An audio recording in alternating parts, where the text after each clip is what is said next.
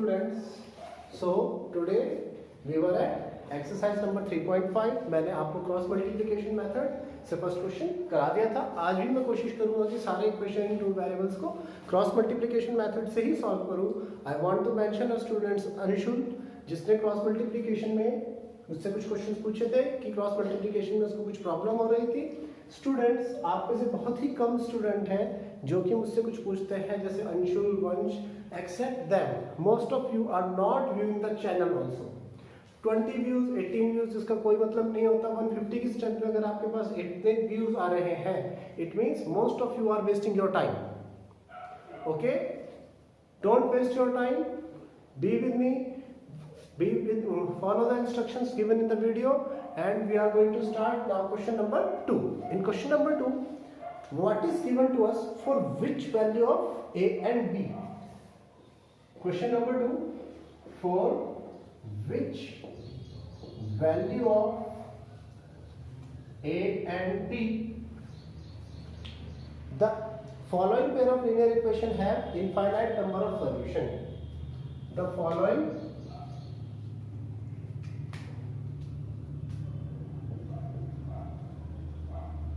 pair of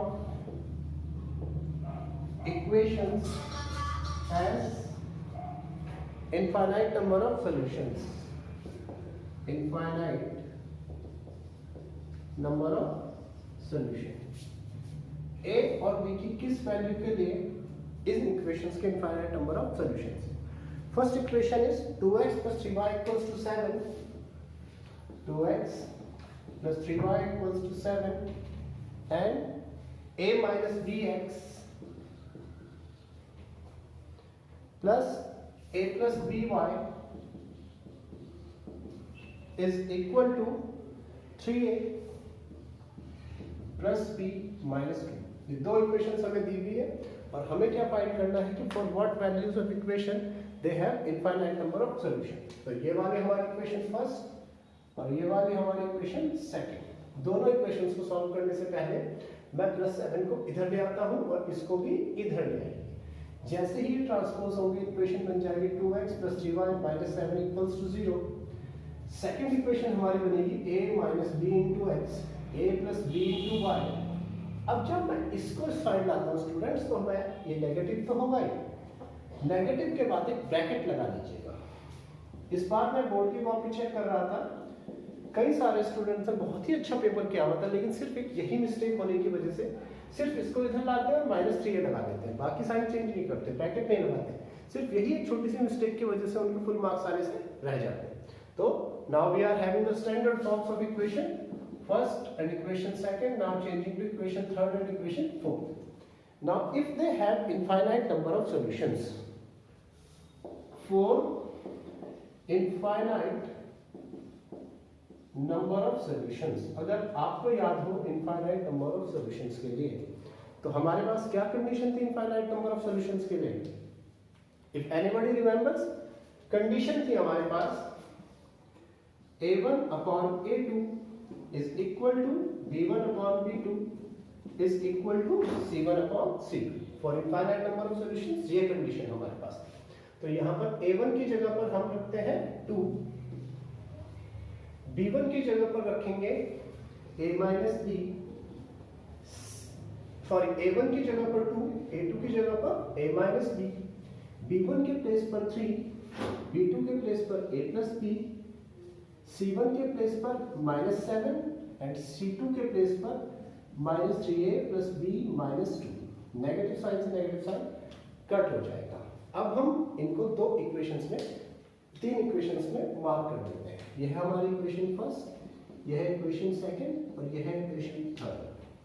अभी हम इनको दो तीन इक्वेशंस पर मैंने क्या कर दिया, मार्क कर दिया. तीनों इक्वेशंस में मार्क करने के बाद अब हम इक्वेट करेंगे. Equating equation first and equation second, दोनों इक्वेशंस को हम इक्वेट कर देते हैं. देखिए इनके बीच में क्या साइन है, इक्वल्स टू का साइन है. इसका मतलब कोई भी इक्वेशंस कोई भी आपस में इक्वल रख सकते हैं. ये इसके इक्वल है, इसके इक्वल है, तीनों आपस में इक्वल है, तो कोई भी दो हम आपस में इक्वल रख सकते हैं. तो हम इन दोनों को आपस में इक्वल रखते हैं. यहाँ पर हमारे पास आता है 2 upon a minus b is equal to 3 upon a plus b. अब क्रॉस मल्टीप्लीकेशन जब करेंगे 3 into a minus b is equal to 2 into a plus b. आगे से सॉल्व करते हैं 3 into a 3a minus 3 into b 3b is equal to 2 into a 2a plus 2b 3a minus 3b plus 2a इधर आया तो minus 2a plus 2b इधर आया तो minus 2b equals to 0। 3a minus 2a a minus 3b minus 2b minus 5b equals 0। ये हमें हमारी equation number मिलती है 5। अब मुझे अभी मैंने कौन कौन से इक्वेट किए, फर्स्ट एंड सेकंड। मैं आपको बता रहा हूं इनके बीच में इक्वल्स टू का साइन है, कोई भी आपस में इक्वल रख सकते हैं। तो अब मैंने फर्स्ट और सेकंड तो इक्वेट कर दिए, अब मैं फर्स्ट और थर्ड इक्वेट करता हूं। क्या करता हूं, फर्स्ट एंड थर्ड को इक्वेट करता हूं। तो equating equation first and equation third, तीनों को इक्वेट, फर्स्ट और थर्ड को। आप सेकंड और थर्ड को भी कर सकते हैं, गॉट माय पॉइंट, सेकंड और थर्ड को भी कर सकते हैं, फर्स्ट और सेकंड को तो मैंने पहले कर दिया। तो इक्वेटिंग फर्स्ट एंड थर्ड, जब फर्स्ट और थर्ड को इक्वेट करेंगे 2 upon a minus b is equal to, negative से नेगेटिव कैंसिल है यहाँ पर, 7 upon 3a plus b minus 2, 3a plus b minus 2, cross multiplication 7 into a minus b 2 into 3a plus b minus 2, 7 into a 7a 7 into b 7b 3 2 6a plus 2b minus 2, इधर के साथ transfer होगा 7a 7b minus 6a minus 2b minus 2 इधर है तो plus का 2 equals to 0। 7a minus 6a ये बनेगा a, 7b minus 2b, 7b negative का माइनस का ही 2b माइनस का 9b प्लस 2 इक्वल्स टू 0। ये बनी हमारी इक्वेशन नंबर 6। अब इन दोनों इक्वेशंस को मुझे सॉल्व करना है। आपसे इजीली एलिमिनेशन मेथड और सब्स्टिट्यूशन मेथड से सॉल्व कर सकते हैं। देखिए अगर हम यहाँ पर a इक्वल्स टू 5 भी पुट कर दें तो वैल्यू आ जाएगी। अगर हम पुट कर दें a इक्वल्स टू 5 भी तो वैल्यू आ जाएगी, या एक इक्वेशन यहाँ से बना दे तो वैल्यू आ जाएगी। यहाँ पर स्पेस की कमी की वजह से मैं इसको एलिमिनेशन मेथड से सॉल्व करता हूँ। और यहाँ पर जो इक्वेशन है ये हमारी बनेगी a माइनस 9b प्लस 2 इधर आए तो माइनस 2 बन गई इक्वेशन 7। अब इक्वेशन 5 और 7 दोनों को हम सॉल्व करेंगे।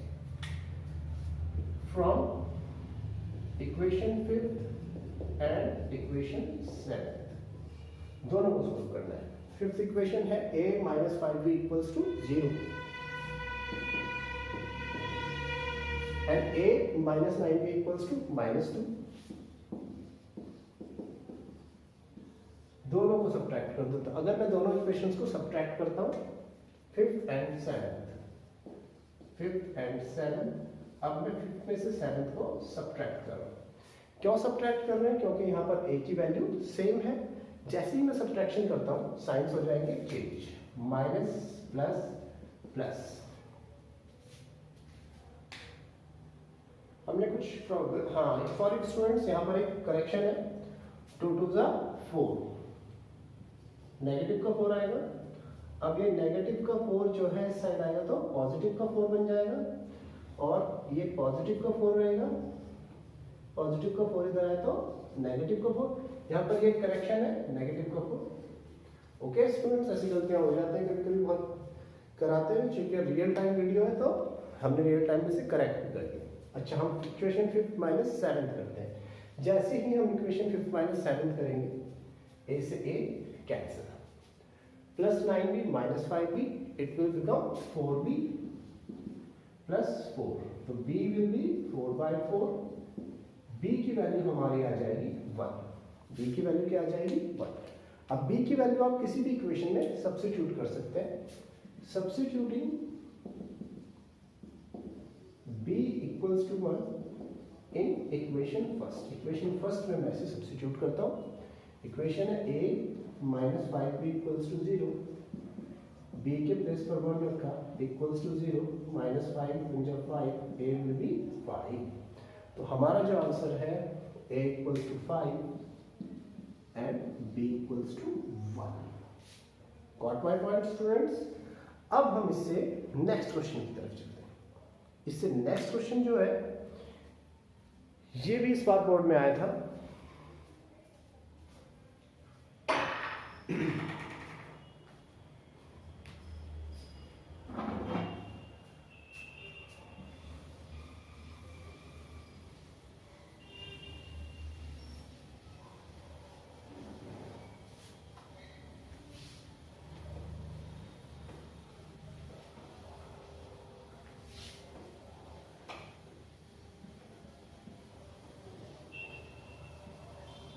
इस बार ये भी क्वेश्चन बोर्ड में आया था, 1 मार्क्स में आया था और मोस्टली स्टूडेंट्स का गलत हो गया। कई स्टूडेंट्स के 78, 79 आउट ऑफ 80 भी आए, लेकिन ये क्वेश्चन उनका रॉन्ग हो गया।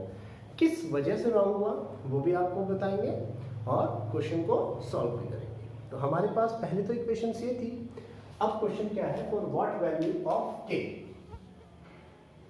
The following equations has infinite number of solutions. पहली इक्वेशन हमारे पास है 3x plus y equals to 1। 3x plus y equals to 1। Second equation है 2k minus 1 into x plus k minus 1 into y is equal to 2k plus 1। First of all both the equations are not in standard form. इनको standard form में लाएंगे। Standard form का मतलब equals to के दूसरी side सिर्फ 0 होना चाहिए। तो writing them in standard form we will get, writing them in standard form we get. Standard form में गेट करने के लिए इक्वल्स टू के दूसरी साइड सिर्फ 0 होना चाहिए, क्योंकि हमारी स्टैंडर्ड इक्वेशन क्या है, अगर आप लोगों को याद हो तो स्टैंडर्ड इक्वेशन को हम रिप्रेजेंट करते हैं ax plus by plus c equals 0, यानी इक्वल्स टू में 0, बाकी सब चीजें इस तरफ होनी चाहिए। हम इन इक्वेशंस को भी स्टैंडर्ड फॉर्म में लिखते हैं।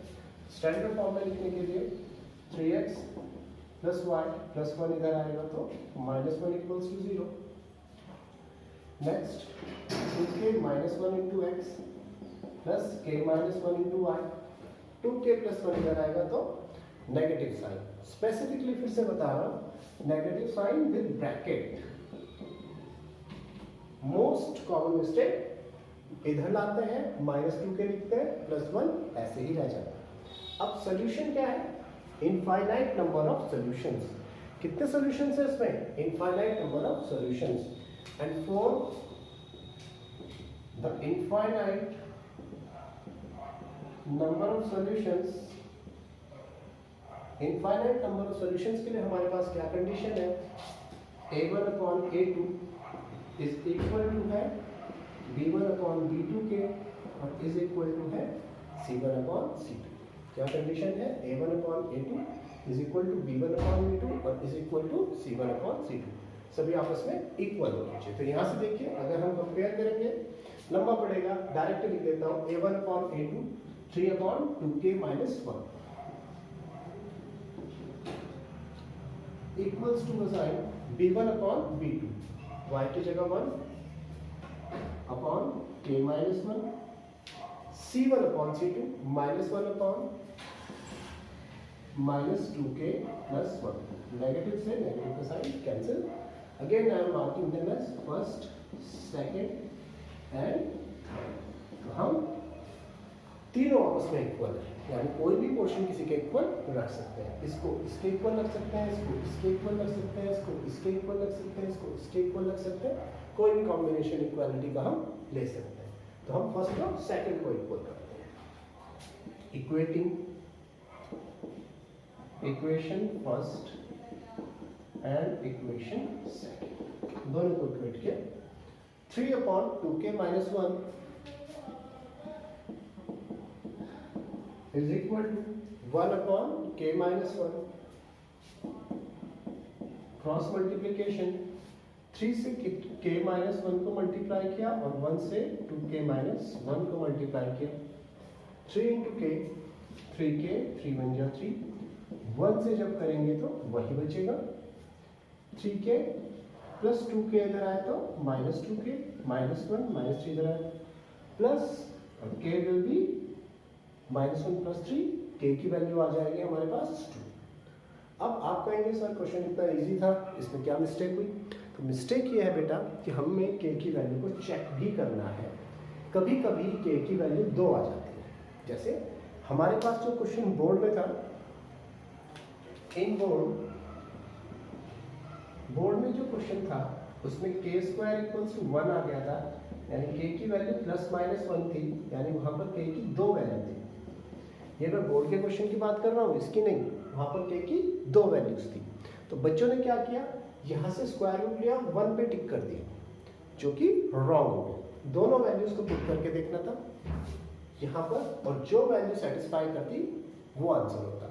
अब बच्चों ने क्या किया, k स्क्वायर इक्वल्स टू 1, तो उन्हें पता ही नहीं था कि वैल्यू प्लस माइनस 1 होती है। उन्होंने कुछ में प्लस माइनस 1 ही लिख दिया।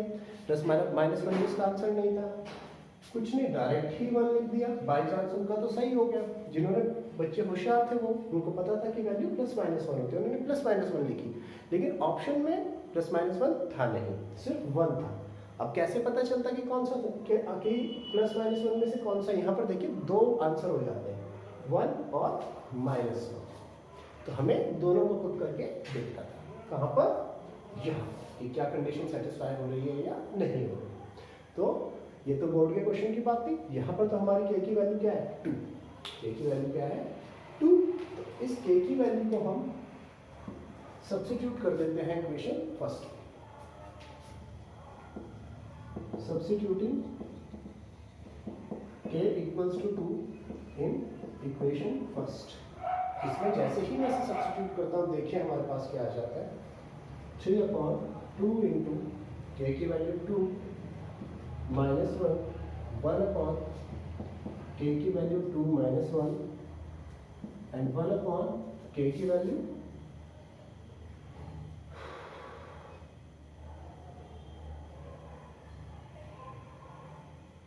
2k plus 1। एक मिनट बच्चों की मैं मिस्टेक से कुछ और नहीं कर 1 अपॉन 2 इंटू 2 प्लस 1। अच्छा, अब आंसर चेक करते हैं। तो यहाँ पर तो मिस्टेक आ रहा है आंसर में, 2k plus 1 for which value, देखिए 3 upon 2k minus 1, 1 upon k minus 1।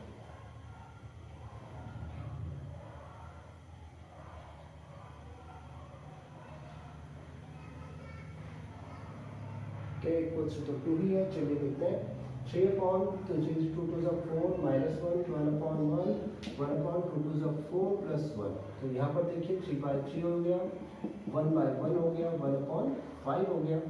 तो 1 आया, यहाँ पर भी 1 आया, और ये आपस में इक्वल नहीं आ रहा है। स्टूडेंट्स, इस क्वेश्चन को आप लोग चेक कीजिएगा कि आपकी बुक में इसमें कहीं कोई करेक्शन जरूर होगा। ये मेरे पास जो है काफ़ी ओल्ड बुक है, आपकी बुक में कोई करेक्शन होगा या तो यहाँ पर या फिर यहाँ पर। मेरे ख्याल से इन दोनों में से कहीं एक जगह जो है कोई करेक्शन होना चाहिए। ओके, क्वेश्चन ऐसे ही होगा, आप k की वैल्यू रखेंगे, वैल्यू रखने पर तीनों वैल्यूज क्या आनी चाहिए थी? सेम आनी चाहिए थी। कोई करेक्शन होने की वजह से यहाँ पर तीनों वैल्यू सेम नहीं आ रही। तो यहाँ पर तो k इक्वल्स टू आंसर नहीं कह सकते हम, अगर तीनों वैल्यू सेम आती तो ही आंसर होता। आप कोई भी करेक्शन देखिएगा, क्या करेक्शन है उस हिसाब से एडजस्ट कर लीजिए। ओके, अब क्वेश्चन नंबर 3 जो हमारे पास है वो ये कह रहा है, solve the following equations by cross multiplication method.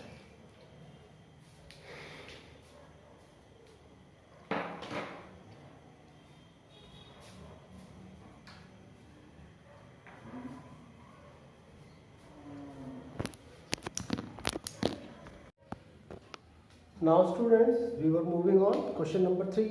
Solve the following pair of equations by substitution and cross multiplication methods. हमारे को दो इक्वेशंस दी हुई है। First is 8x plus 5y equals to 9 and second is 3x plus 2y equals to 4. And we have to solve them by both substitution and cross multiplication methods. Substitution method सबसे पहले आपको सिखाया था, cross multiplication method का video इससे last में ही है, आप दोनों क्वेश्चंस को कर सकते हैं।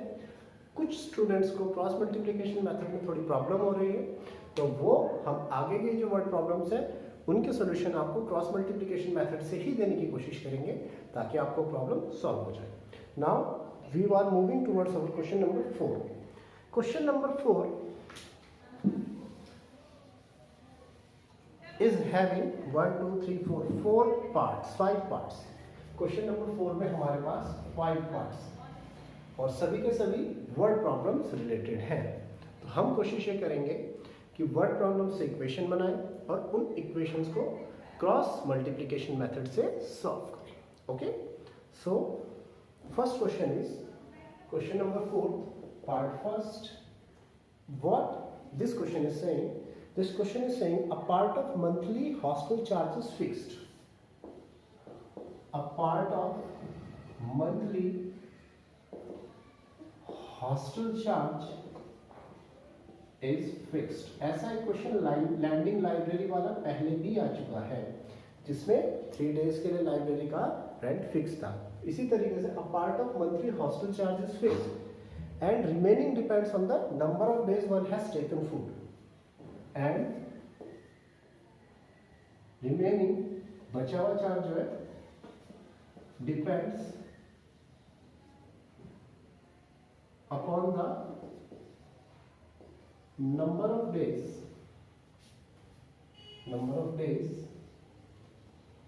One has taken food.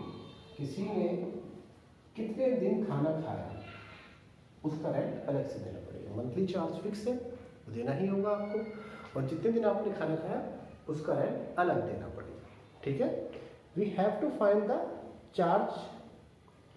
देखिए अच्छे से क्वेश्चन को पढ़ लीजिए आप और लास्ट में देखिए क्या चीज हमें फाइंड करनी है। Find the fix charge at the cost of food per day. दो चीजें फाइंड करनी है, फाइंड द फिक्स चार्ज जो मंथली चार्ज है वो फाइंड करना है and cost of food per day. Last line को पढ़िए, find the fix charge and the cost of food per day. ये दो चीजें मुझे फाइंड करनी है। जो दो चीजें मुझे फाइंड करनी है यानी दोनों ही चीजें मुझे नहीं पता, और जो चीजें नहीं पता वो होती है वेरिएबल्स, यानी उनको हम एक्स और वाई लेंगे। तो let the monthly charge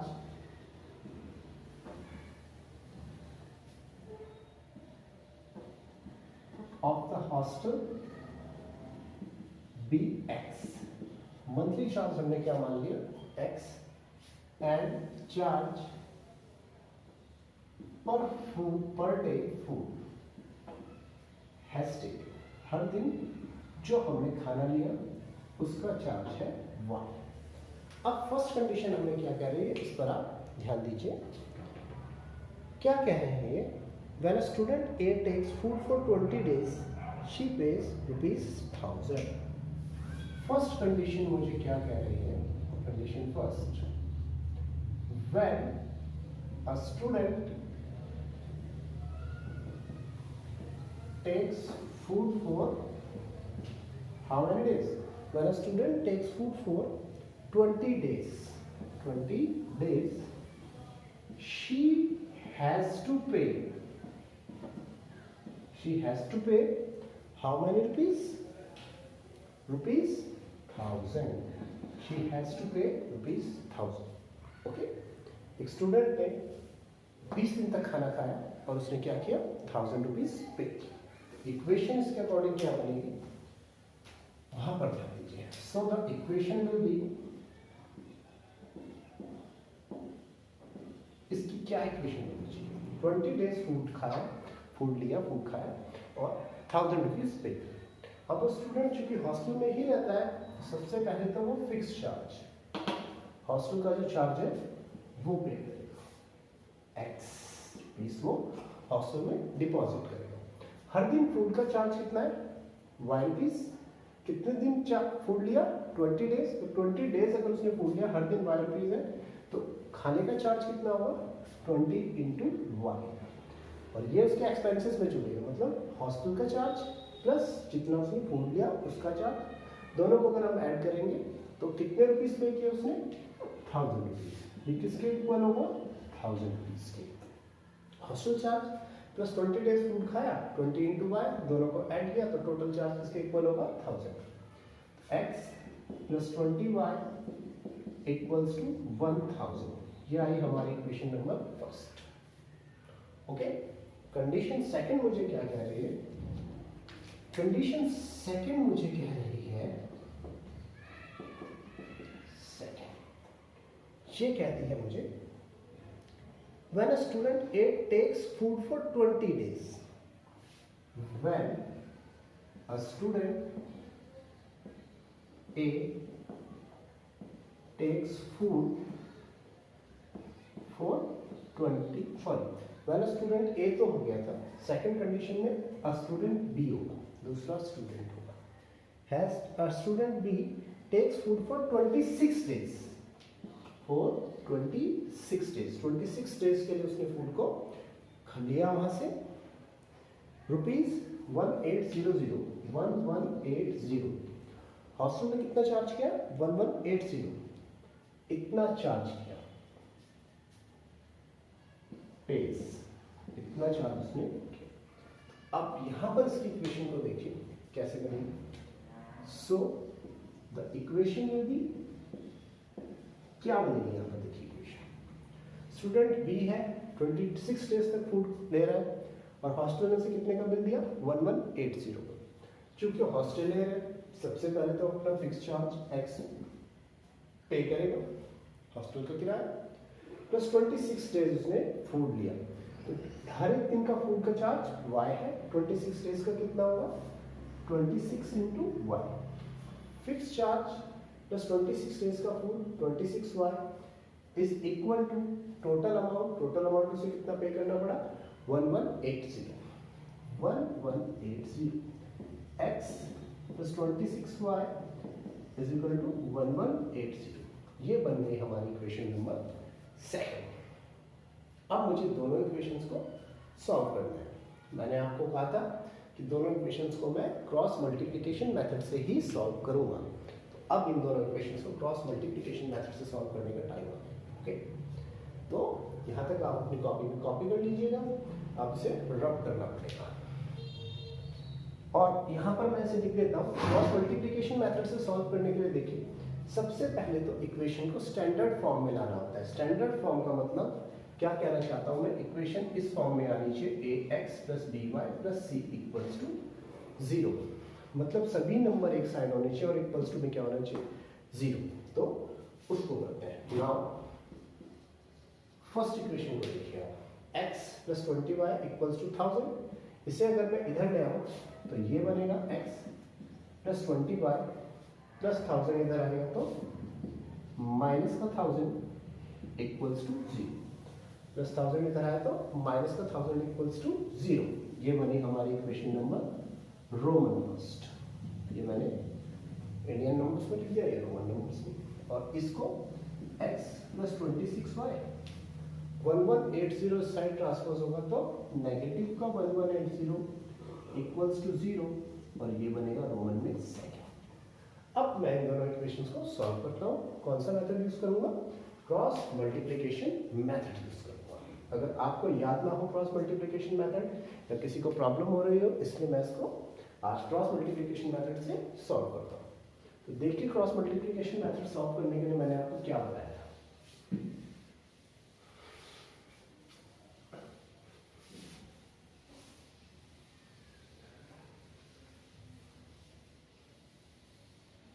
first equation हमारे पास है x plus 20y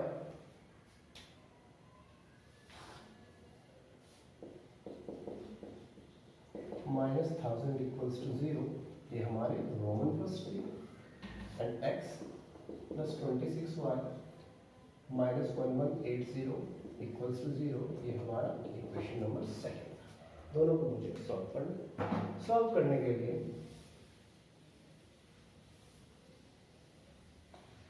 first step मैंने कर लिया है, इक्वल्स टू 0 हो गए.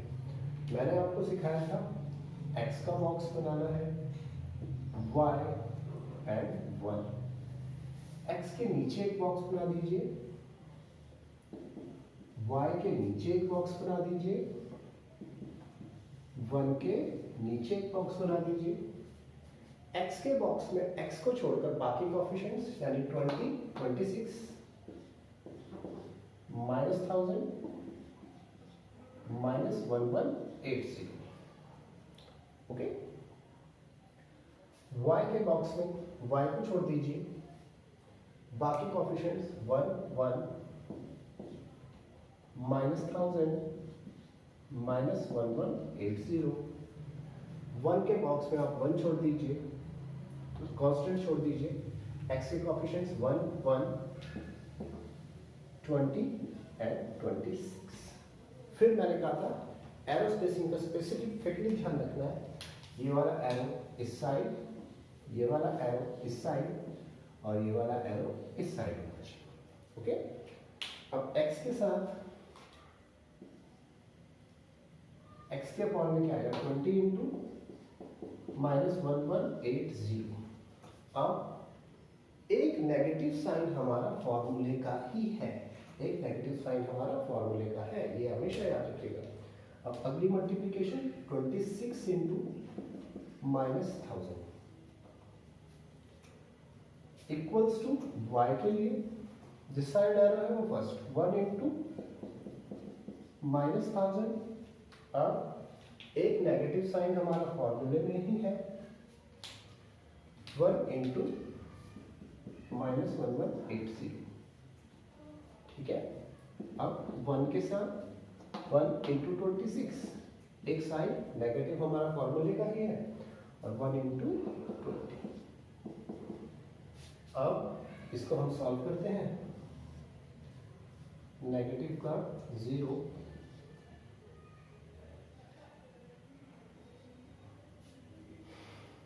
और 2 0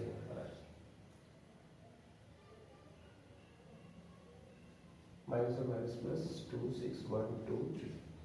और y के लिए हम करेंगे माइनस का 1000 प्लस का 1180, 1 के साथ करेंगे 26 -20। अब देखिए जरा 26,000 236 0 0 0 0 4 2400। यहाँ पर इनको सब्ट्रैक्ट करके जो आया हमारे पास वो आया x अपॉन 2400 y के साथ 180 और 1 के साथ 6। ठीक है। इसको हम नेम देते हैं फर्स्ट, इसको नेम देते हैं सेकंड, इसको नेम देते हैं थर्ड। अब आप कंफ्यूज मत होइए, हमें क्या करना है यहाँ पर, इसको ध्यान से देखिए। अब हमें करना ये है कि फर्स्ट और थर्ड को इक्वेट करना है, सेकंड और थर्ड को इक्वेट करना है। Again I am repeating, first और थर्ड को इक्वेट करना है और सेकंड और थर्ड को equate. Okay. So equating equation first and equation third, first और थर्ड को इक्वेट करेंगे। x upon 2400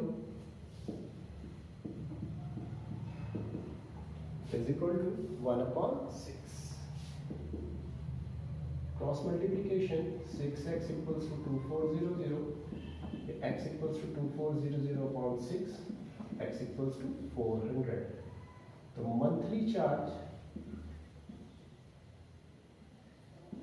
will be equal to ₹400। Monthly charge तो ये। अब फर्स्ट और थर्ड को इक्वेट कर दिया, अब सेकंड और थर्ड को इक्वेट करें। Equating equation second and second और थर्ड को इक्वेट करते हैं। y upon 180 equals to 1 upon 6, y equals to 180 by 6, y equals to 30। तो फूड पर डे कितने रुपीस का मिल रहा है, 30 रुपीस का। So food per day will be available for ₹30। Now students, question number 4 का फर्स्ट पार्ट हो चुका है। क्वेश्चन नंबर 4 का सेकंड पार्ट आपको खुद करना है। ओके, सेकंड पार्ट आप खुद करेंगे। अगर नहीं होता है तो कमेंट बॉक्स में मुझे बता दीजिएगा, वैसे इतना डिफिकल्ट नहीं है। ये क्वेश्चन का सोल्यूशन मैंने सब्स्टिट्यूशन मेथड से किया, आप किसी भी मेथड को अप्लाई कर सकते हैं, कोई प्रॉब्लम नहीं होनी चाहिए। ओके, आप चाहे तो एलिमिनेशन या फिर अदर मेथड्स भी यूज कर सकते हैं। तो आज हम क्वेश्चन नंबर 4 के सेकंड पार्ट तक आ गए। अब हमारे पास 3 पार्ट्स बचे हैं इस एक्सरसाइज के, 3 क्वेश्चंस बचे हैं इस एक्सरसाइज के, जो हम नेक्स्ट वीडियो में कवर करने की कोशिश करेंगे। Till then, thank you.